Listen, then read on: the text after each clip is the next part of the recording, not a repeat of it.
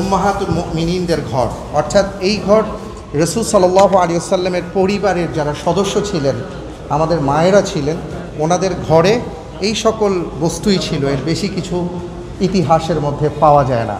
তো মূল ব্যাপারটা হলো যে আমরা এই ঘরগুলো দেখে যেন আমাদের জীবনটাকে আমরা মিতব্যয়ী করতে পারি, অল্পতে তুষ্ট থাকতে পারি, আখিরাতকে যেন আমরা প্রাধান্য দিতে পারি, এই শিক্ষাটাই আমরা নিতে চাই এই দৃশ্যগুলো থেকে। আল্লাহ তাআলা আমাদেরকে সেই তৌফিক দান করুন, আল্লাহুম্মা আমিন। আপনারা দেখতে পাচ্ছেন যে আমাদের হাতের ডান পাশে আমরা একটা কূপ দেখাতে চাচ্ছি, আপনারা নিশ্চয়ই লক্ষ্য করেছেন। এর আগে একটু বলে নেই, এই যে জিনিসটা দেখতে পাচ্ছেন এটা চামড়ার তৈরি। প্রত্যেক আরবীয় ঘরে তৎকালীন সময়ে এই বস্তুটা থাকতো। ওনারা এটার মধ্যে দুধ প্রবেশ করিয়ে ঝাঁকিয়ে ঝাঁকিয়ে এখান থেকে ছানা তৈরি করতেন, এবং সেই ছানাটা তারা তাদের আহারে ব্যবহার করতেন, তারা খাবার খেতেন, ছানা বের করতেন এখান থেকে। এটা প্রায় প্রত্যেক ঘরেই তাদের ছিল।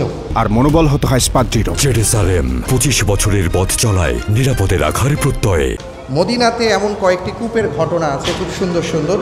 এর মধ্যে একটি আছে, একটা কুয়ার ঘটনা আছে, যে কূপ সম্পর্কে রাসূল সাল্লাল্লাহু আলাইহি ওয়াসাল্লামের কাছে আসছিলেন লোকজন, এসে বললেন, ইয়া রাসূলুল্লাহ, একজন ইয়াহুদি ব্যক্তি আছেন যার নাম হলো রোমা, তো ওনার একটা কূপ আছে, উনি কিন্তু আমাদেরকে পানি দিচ্ছেন না, উনি বলছেন যে এখন থেকে আর পানি দেওয়া হবে না, আমরা কি করব?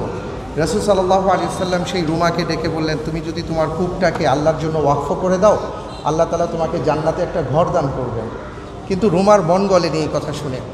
ওসমান ইবনে আফফান যখন এই গল্পটা শুনলেন, ঘটনাটা শুনলেন, সাথে সাথে আল্লাহর নবীর কাছে এসে বললেন, ইয়া রাসূলুল্লাহ, আপনি রুমাকে যেই কথা বলেছেন এটা কি এখনও প্রযোজ্য আছে? আল্লাহর নবী বলেছেন, হ্যাঁ আছে।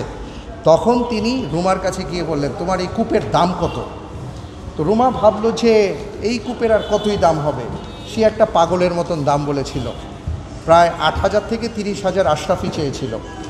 ওসমান ইবনে আফফান রাদিয়াল্লাহু তাআলা আনহু সেই সময় এই 30,000 আশরাফি তাকে দিয়ে দিয়েছিলেন, এবং কূপটাকে ক্রয় করে এনে আল্লাহর নবীর কাছে এসে বলেছেন, ইয়া রাসূলুল্লাহ, আপনি তো বলেছেন এই কূপটা যদি মানুষের জন্য ওয়াকফ করে দেওয়া হয় তাহলে আপনি তার জন্য জান্নাতে যেন একটা ঘর দেওয়া হয় সেই দোয়া করবেন। আল্লাহর নবী বলেছেন হ্যাঁ। তখন ওসমান ইবনে আফফান বললেন, আমি ওই রুমার কাছ থেকে কূপটা ক্রয় করে নিয়েছি, আমি মুসলমানদের জন্য, সকল মানুষের জন্য ওয়াকফ করে দিলাম, আমি আমার কাজ করলাম। সুবহানাল্লাহি ওয়া বিহামদি। এই জন্য আমরা ঐতিহাসিকভাবে, যেহেতু তাদের কূপের অনেকগুলো ঘটনা আছে, তারপরে বিয়ারে আলীর ঘটনা আছে, আরও একটা ঘটনা আছে যেখানে ওসমান ইবনে আফফান রাদিয়াল্লাহু তাআলা আংটিটা পড়ে গিয়েছিল। তো এমন অনেকগুলো কূপ সম্পর্কিত ঘটনা আছে, এই জন্য আমরা কূপটাকে উপস্থাপন করেছি।